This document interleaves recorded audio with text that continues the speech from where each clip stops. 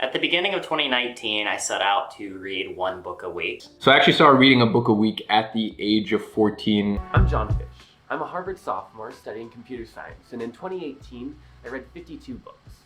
As we can see from those clips that I've just shown, reading a lot is all the rage. This habit of reading is pushed by all sorts of people, from business leaders through to influential YouTubers.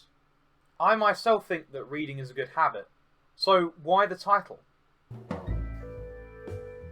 I think a good place to start is to actually understand what a book is. Every single book that has ever been written is an expression of some person's ideas. Every single time you open up a book, you are absorbing somebody else's ideas and putting them into your own mind. This goes for obviously intellectual works, works of history and such, but it also goes for works of literature and poetry. In other words, when you're sitting and reading a book, you're basically socializing with its author. Therefore, I think that with books, similar rules to those rules of social interaction ultimately apply. Therefore, like any good conversation, you want to keep company around you that is interesting and is actually going to drag you up, and not drag you down to their level. And likewise with conversation, trivial books drag you down and bore you, and ultimately waste your time. Now for something that I've noticed about these 52 books a year people. While a lot of the works that they read are sometimes great literature, a lot of the time it's just fluff that they're reading. For instance, this reading list by Thomas Lorinavicius. A lot of fluff. A slightly better set of reading is found in John Fish's 2019 list of books that he read. That leads me to my first reason as to why you shouldn't do this, and that is because if you do this, you're going to have to read a lot of fluff. But Elliot, why can't I just read the books that I want to read? Why can't I just read all these romance novels that I love? Why can't I just read all of these comics?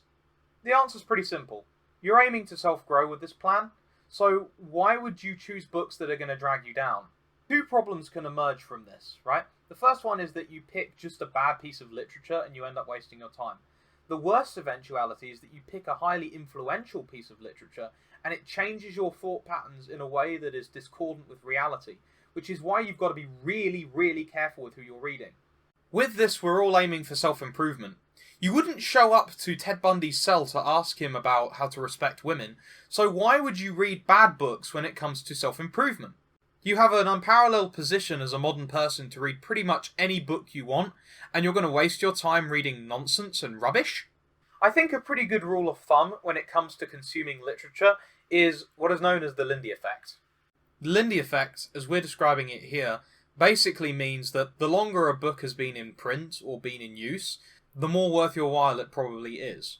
What this means is that, with the exception of books that pertain to our specific technical or cultural context, it's probably worth reading older books over newer ones.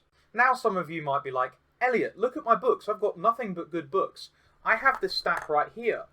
Look at this. I'm reading nothing but good books on my 52 book list. However, this also has some really serious problems as well. Let's say, for example, on your reading list you've got somebody like Aristotle, for example. The thing is that it's generally the case with good literature that it's going to be hard to understand and it's going to drag you to a much higher level intellectually than what you had before. This means that a lot of the time you're not really going to understand the work on the first reading. In fact, Mortimer Adler calls this an inspectional reading because you're not really grasping the content. So if you were to do this with 52 good books, you'd end up a dissipated mess who had grasped some ideas, but hadn't really grasped the books that they'd read properly and completely. Unless you are this weird freak exception, I think exactly 0 people watching this should be reading 52 books a year, unless they want to end up dissipated and with half understanding. And by the way, I've also attempted this challenge as well, and to be honest, I can't retain most of the books that I read throughout this period. So what would I suggest as an alternative approach? The first thing to do is to look within yourself and really think about what you need to thrive. You don't need a self-help book, you need a self-evaluation. There's not a single person here who's going to be benefited by being a millionaire or by wasting their time chasing women. So throw those books in the bin immediately. Then, when you've done that, consider what your friends, your family and your community need and start to look for books on that. Then, when you've done that, either pick a single book to solve a single problem, which has a proven track record, or pick a list of books, probably no more than 10, and write them down and aim to read them in sequential order. When you're reading the book and it becomes apparent that it's not helping you in any way, just drop it and don't worry too much about it. One of the things that I think it's vital to avoid is that kind of ego trip that you get from reading so many books. Because all that's going to do is destroy your ability to apprehend the content, and it's going to make you read quicker because really, you're reading for the goal and not for the book. Then, if you find a section in a book or an entire book that's particularly useful, what you want to do is give it at least a second analytical reading, potentially more and more depending on how you feel about a certain book. Another thing that you should do after you've read a few times, and not as you're reading it the first time, is consult a commentary. So say for example you want to read Aristotle's Metaphysics. You might get a lot out of Aquinas' commentary on the Metaphysics after you've read it a few times. Of course, if you're reading for just enjoyment, this doesn't really apply, but if you're going to read for enjoyment, please try to read books that aren't a complete waste of time.